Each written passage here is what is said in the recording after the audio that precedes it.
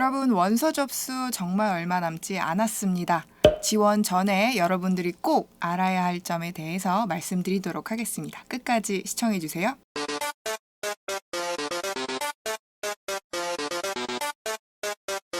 여러분 안녕하세요. 진학사 입시전략연구소 심지연입니다. 안녕하십니까. 진학사 우현철입니다. 원서 접수가 정말 얼마 남지 않았는데요. 지원 전에 여러분들이 꼭 알아야 할 점과 그리고 실제 원서 접수를 할 때 여러분들이 주의해야 할 점, 이 두 가지 관점으로 좀 설명을 드릴까 합니다. 네, 9월 6일부터 그죠? 이번 주 금요일부터 원서 접수가 시작되는데요.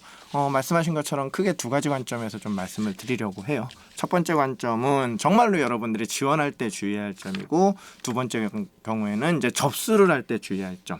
이렇게 크게 두 가지 관점인데, 먼저는 여러분들이 그냥 지원할 때 알고 있어야 될 점, 되게 중요하죠. 그런 점 말씀을 먼저 드릴게요.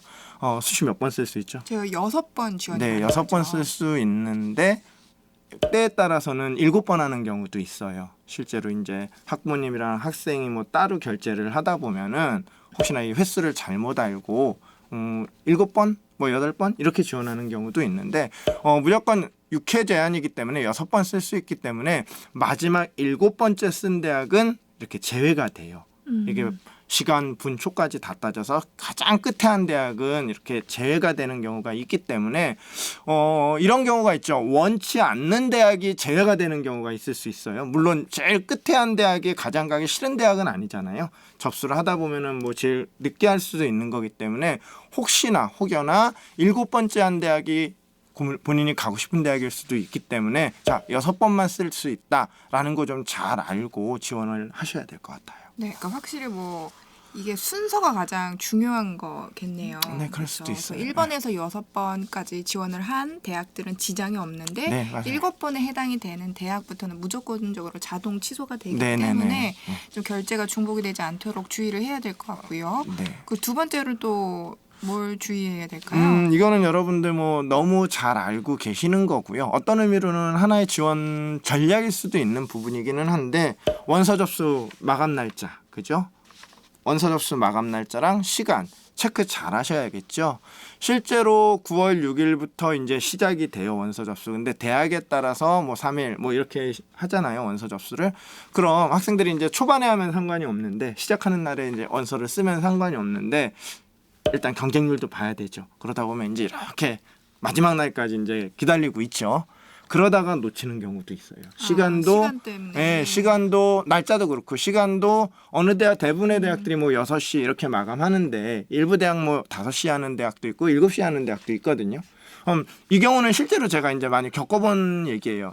마지막까지 버티다가 시간 잘못 체크해서 잘못 알고 끝났는데 나 못했다. 원서 접수 못했다. 이거 어떻게 해야 되냐라고 해서 이제 저희 접수본부 쪽으로 막 전화 오는 경우도 상당히 있거든요. 그래서 날짜랑 시간 반드시 좀 체크해 주셔야 될 것 같고요.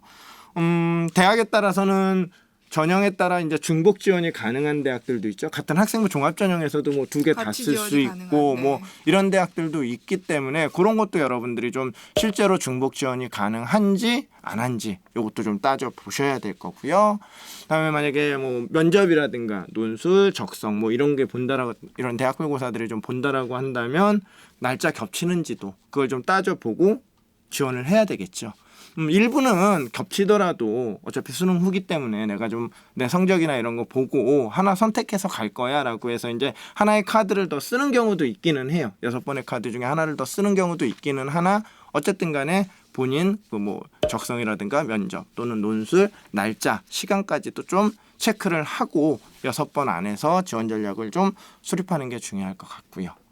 가장 마지막으로는 일단은 뭐 학종 같은 경우나 이런 경우에 서류 내는 대학들 있죠. 자소서나 뭐 교사 추천서 이런 거 올려야 되는데 업로드를 시키거나 아니면은 뭐 일부는 뭐 제출해야 되는 경우도 있을 거예요. 그런 경우도 날짜 마감 시간 좀 잘 따져 봐야겠죠. 확실히 자소서가 원서 마감 날짜보다는 좀 더 여유가 있는 편이더라고요. 네, 그러니까 이게 동일한 날짜에 같이 내면은 상관이 없는데, 올해 같은 경우는 이제 추석 지나고 네. 16일 월요일 날, 그죠? 월요일 날 마감하는 대학이 상당히 좀 많이 있을 거예요. 그래서 이제 이런 것들 추석에도 좀 본인이 쓴 것 좀 고쳐보기도 하고 가면서. 수정도 하고 하다가 반드시 그 마감 날짜 자소서라 이거 맞아요. 업로드 마감 날짜 꼭 지켜주셔야 저 된다라는 거. 이거 사실 놓친 친구들 제법 봤었어요. 실제로 많이 놓치더라고요. 많이 놓쳐요. 헷갈리더라고요. 6개를 쓰다 보니까 그렇죠. 헷갈리는 게 있어서 많이 놓치는 경우들이 있더라고요. 어. 자, 지금까지는 확실히 학생들이 지원할 때 꼭 알고 체크를 해야 되는 부분들을 말씀을 드렸다면은 네. 실제 원서 접수할 때 어떤 점을 주의해야 하는지도 좀 살펴보도록 하겠습니다. 3가지 정도 이것도 또 간략하게 좀 설명을 드릴게요. 아마 이런 내용 너무 많이 들으셨기 때문에 다시 한번 주의환기시키는 의미로 제가 좀 말씀을 드리는 거니까 간략하게 3가지 정도로 한번 말씀을 드려볼게요. 첫 번째는 사진 문제예요. 이게 의외로 있어요. 없을 것 같은데 어떤 거냐면 온라인으로 원서 접수를 하다 보니까 JPG 파일들을 이제 본인 사진을 이제 갖고 있어야 돼요. 그래야 이제 이렇게 사진 업로드 시키는 안에 이렇게 업로드를 시키잖아요. 근데 준비가 안 돼 있는 거예요. 그럼 무조건 준비가 안 돼 있다고 해서 원서를 쓰지 못하는 건 아니에요. 일단은 저장은 가능하기 때문에 학생들이 거기다가 근데 사진을 안 넣으면 다음 단계로 넘어가진 않아요. 그럼 거기다 뭔가를 올려야 되잖아요.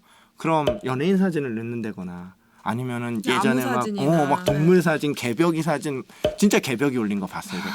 개벽이 사진, 그다음에 뭐 동물 사진 이런 것들을 일단은 업로드를 시켜놔요. 근데 문제는 뭐냐면요. 수정해야지 라고 생각을 해놓고 깜빡하고 수정을 안 하고 그 상태 그대로 업로드해서 원서 접수 마감까지 시키는 친구들을 제가 좀 봤어요. 종종 있어요. 이렇게 하면은 그냥 불합격이에요. 네, 그렇죠. 불합격이라기보다는 일단은 좀 그렇죠. 네, 연예인 사진 올라가 있고 뭐 이러다 보니까 그래서 아무것도 아닌 것 같은데 이런 사소한 실수들이 있기 때문에 처음 해보는 거잖아요. 우리 친구들도. 그러다 보니까 이런 사진도 미리미리 준비해서 원서 접수 전에 미리미리 좀 준비를 해놓을 필요 있다. 라는 부분 되게 중요해요. 이것도 좀 말씀을 드리는 거고요. 사실 지금 말씀해주신 두 번째가 진짜 중요한 부분 같아요. 지금 요거 두 번째, 세 번째가 되게 같이 얘기해서 되게 중요한 부분이에요. 여러분들이 오해하는 것 중 하나가 있어요. 온라인으로 원서 접수를 하다 보면 오해하는 부분이 어느 부분이 실제로 원서 접수가 완료가 되는 건지 그 완료 시점에 대해서 되게 좀 헷갈려하기도 하고 오해를 해요. 그게 어떤 의미냐면 저희 이제 온라인 원서 접수를 하게 되면은 학생들이 이제 원서를 작성하잖아요. 사진도 업로드 시키고 뭐 이런 것들을 다 작성을 할 거예요. 그리고 저장을 일단 눌러요. 그럼 일부 학생들은 내가 원서도 다 쓴 거고 했기 때문에 저장을 누르는 순간 원서 접수가 완료됐다, 마무리됐다라고 생각하는 경우가 되게 많아요. 아니요, 그건 완료된 게 아니에요. 실제로 원서 접수가 완료되는 시점은 언제냐면 원서를 다 쓰고 전형료를 결제까지 다 해서 수험번호까지 내가 받았을 때 그때가 실제로 완료되는 시점인 거예요. 근데 학생들은 일부 학생들 같은 경우는 원서를 작성하고 저장만 하면은 그게 완료됐다고 생각해서 이제 끝난 거네라고 생각하는 경우도 상당히 많아요. 자, 어떻다고요? 원서 접수가 완전히 마무리되는 시점은 전용료 결제하고 그 대학의 수험번호를 받았을 때 나에게 수험번호가 주어졌을 때 그때가 완료됐다라는 거. 그 점 좀 잘 알고 계셔야 될 거예요. 네, 수험번호가 키포인트일 것 같아요. 네네네네. 그리고 사실 이제 가장 궁금한 부분은 결제를 하고 수험번호까지 받은 이후에 네. 수정을 하고 싶을 때. 네, 요게 제가 그래서 요것도 중요하다고 얘기했던 거예요. 뭐냐면 요게 이런 거죠. 아까도 말씀드렸지만 저장까지 원서를 쓰고 아직 결제 전이에요. 수험번호 받기 전이에요. 저장까지 한 상황에서는 수정과 삭제가 가능해요. 그러니까 내가 이거 잘못 봤는데 나 다른 거 쓰고 싶어라고 한다면은 수정이 가능해요. 삭제도 가능하고요. 했던 것들. 그런데 문제는 뭐냐면 아까도 말씀드렸지만 수험번호까지 받은 결제하고 수험번호까지 받은 상황에선 그건 지원이 완료된 거기 때문에 그 부분에선 수정과 삭제가 불가능해요. 그 6개의 뭐 만약에 가지고 있다면 하나가 완전히 카운트가 돼버리는 거예요. 네네네네. 그래서 일부 이제 저희 이것도 마찬가지지만 일부 이제 다 쓰고 수험번호까지 받았는데 이게 이제 예를 들어서 이런 거죠. 학부모님이 하신 거예요. 대신 학생 대신에. 많이들 해주세요. 그런 막 했는데 학생은 그 내가 원하던 게 아닐 수도 있어요. 이거 바꿔주세요라고 얘기를 하는데 이미 결제까지 완료되고 수험번호까지 받은 상황에선 어떠한 경우에도 수정 삭제가 되지 않기 때문에 그런 경우에는 조금 체크를 해보시고 완벽하게 본인이 지원할 6개 다 찾아 놓으시고 그리고 나서 일단 저장을 하신 다음에 원서를 쓰고 저장까지 해 놓으신 다음에 다시 한번 최종적으로 뭐 부모님이나 뭐 선생님하고 얘기를 좀 나눈 후에 결제하고 그다음에 수험번호까지 받는 걸로 아마 확실히 이렇게 해야 아마 실수를 좀 줄일 수 있을 것 같아요. 저장은 해놓고 결제는 한 번에 이렇게 될 것 같아요. 뭐 그렇게 할 수도 있고요. 예. 사실 이게 자기소개서하고는 별개인 거잖아요. 네. 자기소개서는 계속적으로 수정이 가능한 거죠. 그렇죠. 16일 뭐 이렇게 해서 이후까지 가능하고요. 그거하고는 좀 다르다는 점을 좀 기억을 해두셔야 될 것 같고 네. 결제하고 나서는 절대 수정할 수 없다라는 네. 거 정말 신중히 하셔야 될 것 같아요. 네, 그리고 수험번호 받는 순간이 마무리되는 순간이다라는 것도 알고 있어야 될 것 원서 같습니다. 접수에는 이 2가지만 기억을 해주신다면 아무래도 실수 없이 잘 네네. 지원하실 수 있을 거예요. 네. 여러분들의 합격을 기원하는 진학 랩이었습니다.